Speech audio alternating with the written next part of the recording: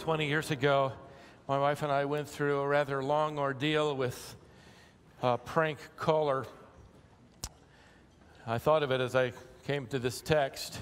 Even though it's been 20 years, I can still remember much of it. Nothing was ever said by the caller, just after saying hello, a slight pause, and then click, and it was a hang-up. It began with a call every other day or so, and it was usually around supper time, which was rather intrusive with 4 little children at supper time, as you can imagine. But then it accelerated to several times during the day. Marcia would pick up the phone, say hello, brief pause, click. The other person would hang up, which, as you can imagine, was both frustrating but somewhat unnerving. The calls began to accelerate even more. Sometimes 3 or 4 would come in the space of an hour during the day, call the home while I was away. But then the calls began coming in at 2 o'clock in the morning, 3 o'clock in the morning, because I felt it was, my responsibility to keep the phone on the hook. That was in the days when a phone was on a hook. Some of you have no idea what I'm talking about. There could be some kind of pastoral, need or emergency. We would answer the phone through the course of the day and into the evening, no matter what time. And do keep in mind, this is before cell phones. This is before caller ID. The telephone was on the wall in the kitchen with a 300-foot cable, attached, and then one on the bedside table. At 3 o'clock in the morning, a call would come in. I'd sort of fumble for the phone, really sleepy. Hello, pause, click. Oh, they got me again. Now, none of us can go back to sleep. After months of this, I finally talked to the police about it, and they said there was nothing they could do without, proof. The only way to get some kind of proof was to dish out some money to put call tracing on our home phone line, and then, painstakingly log all those calls and communicate regularly with what they called the annoyance call center. This had become more than an annoyance. So for months, we logged the calls and reported them. But the problem was they were always calling from somewhere other than a residence. They would be traced to a grocery store, or to the library, to gas stations, even to public phone booths. That's this tall rectangular thing where Superman changed his clothes. That's all you need to remember. Finally, after a year of this, I got a call from the annoyance center saying, we've got a match. We have been able to trace it to a residence. We have a name. I remember them asking me, do you want to pursue prosecution? I didn't want prosecution. I wanted capital punishment. Something either quick or slow starvation. Didn't really matter to me. After talking it over with my bride, we simply said, well, just ask them to stop and tell them they've been caught. And they stopped. You have no idea how much we appreciate cell phones and caller ID today. It brings to mind that there are a number of different ways you can respond to all those little irritations of life that certainly grow into bigger irritations. Different levels. We could call the first one sinful, right? Just wait till I get a hold of that and wait till you can see what I can do in return. There's a sinfulness, though, that might even relate more to responding to good with evil. That's almost a satanic level to live on. It's that level of living where people are constantly thinking up evil, even when they're being treated well. Like the young man I remember in seminary, a little church of 75 where I served on their staff part-time while going to school, and a young man came to church that Sunday evening, and we were excited. He seemed interested, and one of the elderly couples in the church asked him where he was staying that night. He said, I just really need a place for one night, and so they invited him home. And the next morning, as promised, he thanked them for their kindness and he left. We were thrilled. This could be the first step of disciple making with this unbeliever. Maybe he would be ready to hear the gospel because of this kindness. None of us knew until the next day that he had unlocked the window in the guest room. And when they came home that afternoon, he had stolen everything. That's satanic, that's sinful, returning good with evil. There's another level, we could call this natural, of returning evil with evil, or good with good. In other words, that's easy, isn't it? If somebody treats you badly, you treat them badly. If they treat you well, you treat them well. That's actually a natural level of living, and we started doing that when we were really little kids. We learned to treat other kids that way. They push us down on the playground. We can push back.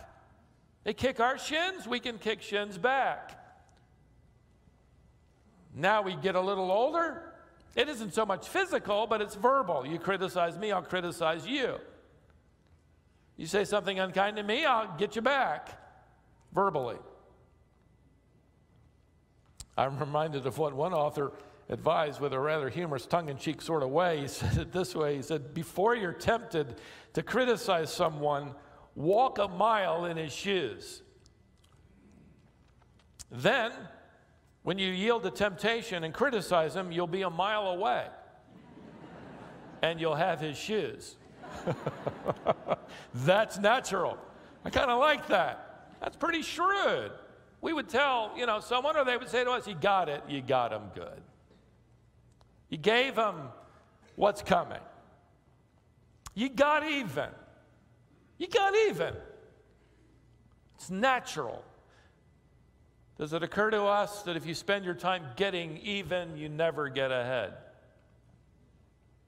So you have the sinful level of living, returning evil for good. You have a natural level, returning evil with evil. Thirdly, you have this spiritual level. Frankly, I'd like to call it a supernatural level of living. That's returning good for evil against you. In other words, you respond to people as the Lord instructed, like you wished they responded to you, but don't. Everybody in your world, by the way, knows that you've got to stand up for your rights. I mean, you've got to, you're in the right. Don't take anything from anybody. You don't take anything on the chin. You fight back against intolerance and injustice and prejudice, unfair treatment. Somebody steps on your toes. Somebody crosses the line against you. Somebody invades your little boundaries. Watch out. Well, the Apostle Peter has been challenging our thoughts, hasn't he? Our natural way of thinking. He's calling us to a higher plane of living, a higher perspective in our thought processes, to see beyond the insult and the injury, to see higher and farther from earth, the junk of earth, the politics we're calling it, and parliaments of this planet. Let's go back to his letter. We call it 1 Peter chapter 2 is the focus of our exposition. And this is where Peter's upsetting our world. He's commanding the believer to submit to institutions like government and governors, verses 1 to 16, to honor the king, who happens at that point in time to be Nero, verse 17, to submit to earthly masters, employers in our culture today, even when their thinking is unreasonable, it isn't straight, is the word. Scolios, it's crooked, like scoliosis of the spine. Now, about the time you get past that text, in the first century, the believers would be more than likely holding back their emotions, probably holding their tongues and thinking, but Peter, you have no idea how bad I have it. You have no idea how unreasonable people are in my life. You have no idea how I'm being treated unjustly and unfairly. And it's as if the Spirit of God anticipates that response, because he, through the Apostle Peter, effectively responds by saying, let me give you an example of what it means to be treated unfairly. And with that, we arrive at verse 21. Notice there. For you have been called for this purpose, since Christ also suffered for you, leaving you an example for you to follow in his steps. You go back to just that first rather shocking phrase for a moment. In fact, let's go back to verse 20 and kind of get a running start so we connect the dots. For what credit is there, what good report is there, if when you sin and are harshly treated, you endure it with patience? I mean, what good is that? You deserve punishment. But if, when you do what is right, think of it this way, when you are in the right, okay, and suffer, and you bear that patiently, this finds favor with God. For you have been called for this purpose. Wait a second. Does Peter mean that God has actually called us to suffer injustice because of ungodly rulers and ungodly culture? Is he saying we're called to face harsh circumstances because of unreasonable authorities? Yes. In fact, Peter says this happens to be your calling according to the purpose of God. And by the way, it's going to be God alone who's going to know all the purposes as to why you're suffering. Peter informs us that God has called. The Latin root is voco or voco, which gives us the basis for our English word vocation. It's the Greek word in this New Testament text for election. Your election, your spiritual vocation, just as we prayed over deacons and elders who have been elected, and because of that election, they have responsibilities and duties. So you, believer, have been elected to this office of suffering, and we're thinking, really? In fact, Williams translates this first phrase, it is to this kind of living that you have been called. See, we've got to see things differently, and through Peter's eyes, understand it is actually our vocation. He not only gives us our vocation, he gives us a pattern. Look at verse 21 again. Since Christ also suffered for you, leaving you an example. In other words, he's leaving you a pattern for how to suffer, how to live on this genuinely, supernaturally incentivized level. In fact, the word Peter uses for example here is packed with implications. It's the only time the word is used in this form in the entire New Testament. It means underwriting, and you have to go outside the New Testament to find out what he has in mind here. In the early centuries, this would be developed into that Victorian era where the students would have slates. It developed on into our own culture with the chalkboard or with papers. And this is how children learned to write. They learned to write by tracing over letters that the teacher had earlier faintly written on their slates. And they traced over that A, and they learned how to write an A. Might have been little dots. And they connected the dots, and it formed the letter A or the letter B, and so on. And then the children would progress and advance, and they'd be given a copy of letters from the teacher, and they would look at that copy, and they would imitate the form and the motion. Or they might look up at the copy head or the chalkboard or whatever it might be. This is how they and we learn to write. Peter is saying, do you remember how you learned to write? Jesus is going to teach you to learn how to respond. Copy him. Trace the alphabet of his demeanor, his vocabulary, his disposition. By the way, Jesus happens to show you and to prove with his own life that you can be in the will of God the Father, greatly loved by God the Father, walking closely with God the Father, experiencing the approval of God the Father, and be suffering at the same time. Don't be discouraged. This happens to be your divine calling. And Jesus is your divine pattern. Peter changes the figure here by showing us why Jesus provided the example. Notice the end of verse 21. For you to follow in his steps. He shifts gears a little bit here. He's not giving this picture of writing. He's giving us a picture of walking. You are literally tracing, you could render it, his footprints. You're watching the direction in which his footprints are going. And this has the idea of taking note of his direction, which is actually, by the way, a very encouraging way for Peter to write this. Because as consistently failing disciples, and by the way, that's what we do best, consistently fail as disciples. We can't put our feet perfectly in each of Jesus's footsteps. You picture in your mind a little child walking behind his mother or father in the snow. He's trying to put his feet in the snow prints of his father, and he can't take that big of a step, and he's trying and he's missing it, and maybe it's 1 out of 5, and he loses his balance and he falls over or whatever. Don't miss this. Like that little boy or girl, you're heading, however, in the same direction as the line of footprints that you see. And you want to mark it like he marked it. Maybe on a good day, it's 1 out of 5 steps.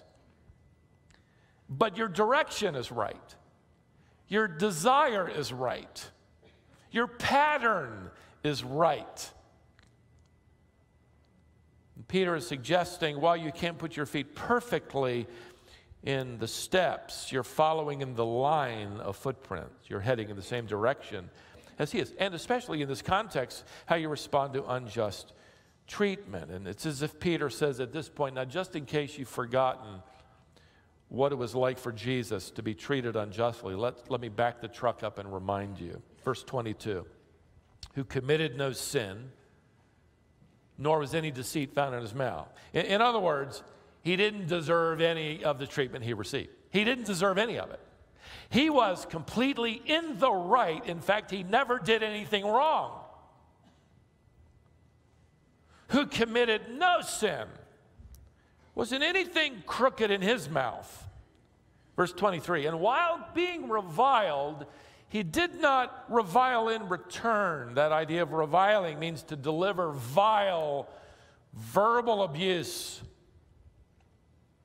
One Greek scholar translates it, when they hurled insults at him, paraphrases it, he did not hurl them back. I'm going to treat you like you're treating me. That's natural. Jesus is living a supernatural life. By the way, this is true not only at the event of his crucifixion, which Peter's leading us into, but throughout his ministry. They're constantly insulting Jesus as you read through the Gospels. They called him an illegitimate child born as the result of fornication and out of wedlock, John 8:41. They called him a glutton, Matthew 11:19. They called him a drunkard, Luke 7:34. They said, you're possessed by demons, John 8:48. You are in secret alliance with Satan. How's that one? Mark chapter 3, verse 22. They called him a deceiver, a tax evader, and a false teacher. All of that was in one conversation. Luke chapter 23, verse 2. They constantly hurled abusive accusations at him. In fact, Peter uses the present tense participle to inform us that it really never lets up.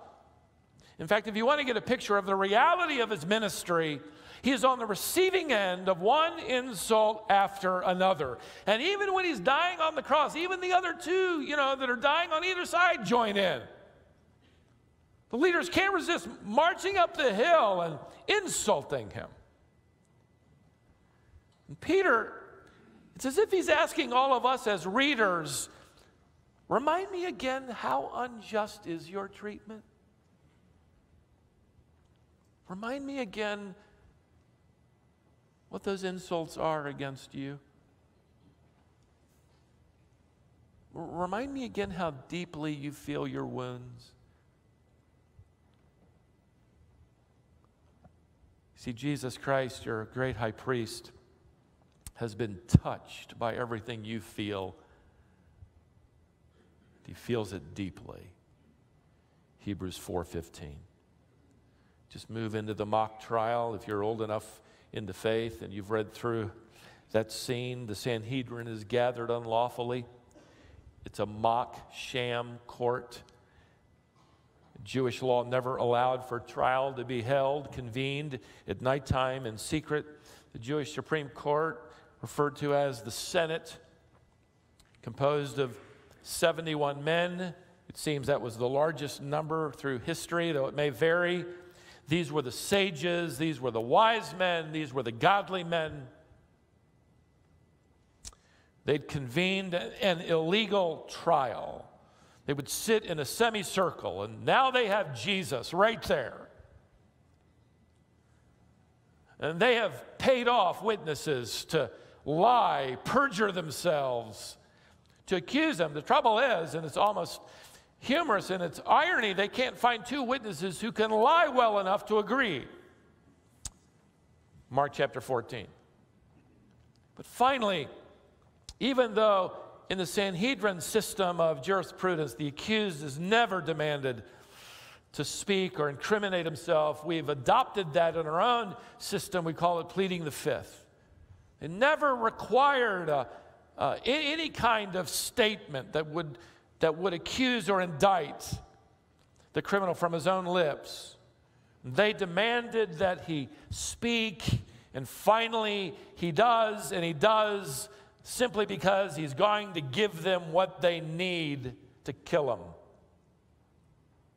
The high priest in this mockery of justice says, I adjure you by the living God, as if he's representing God. Tell us if you are the Christ, the Son of the living God. And Jesus says, I am. You've said it. It's true. Matthew 26. Now, according to the Sanhedrin custom, the death penalty could not be determined until after a day of fasting. This was a day that represented their agony over their decision to potentially end a man's life, but not with Jesus. You remember? As soon as he said that, this courtroom of 71 who'd been sworn to uphold the law of God without any deliberation, without any fasting, without any agonizing, called immediately for his death.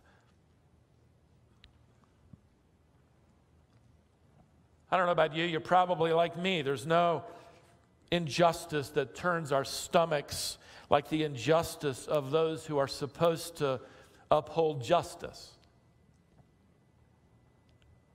There's nothing that upsets us more than the report of a crooked judge or a crooked jury, a bought jury. And even beyond that, a crooked deal, a crooked contract. It's supposed to be legal. That isn't all the Gospels record. They immediately surround Jesus. If you can picture the scene, they begin slapping him in the face and spitting on him. Can you imagine, beloved, the Supreme Court of our United States condemning a criminal to die, and then robes and all coming down from the bench into that courtroom, and they begin spitting on the condemned and slapping him and blindfolding him, Mark's gospel records, and punching him in the face, saying, who was it that hit you that time? That wasn't the Roman soldiers at that point. It was the judges. These were the judges. The Supreme Court of Israel degenerates into an abusive, vile, spitting, slapping, cursing, mocking mob. And Peter effectively says here, watch Him and follow him. Take those steps. See how revolutionary this is for the church? Something so easy to forget. This is really supernatural.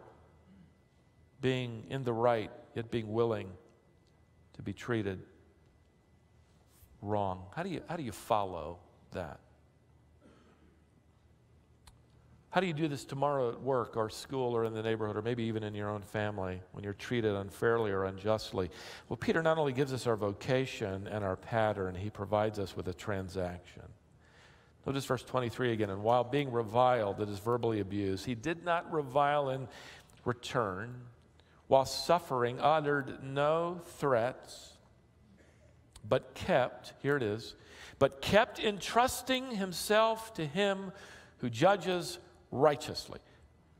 See, Jesus drew the strength he needed for this kind of amazing response in life from his trust in his Father's ultimate purpose to accomplish righteous justice on his behalf in the end. In other words, Jesus is seeing beyond that courtroom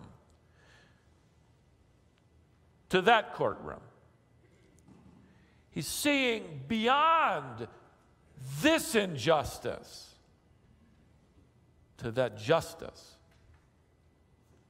And he knew that his vocation in life was to die. Why? So that he, for those who would believe, he could spare them the wrath of God in that crushing, fearful, holy demonstration of justice. Revelation chapter 20.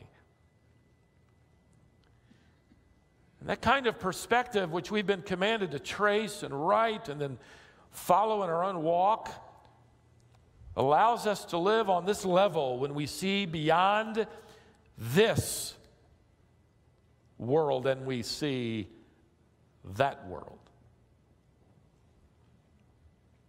Jesus, we're told here, notice again, kept entrusting himself.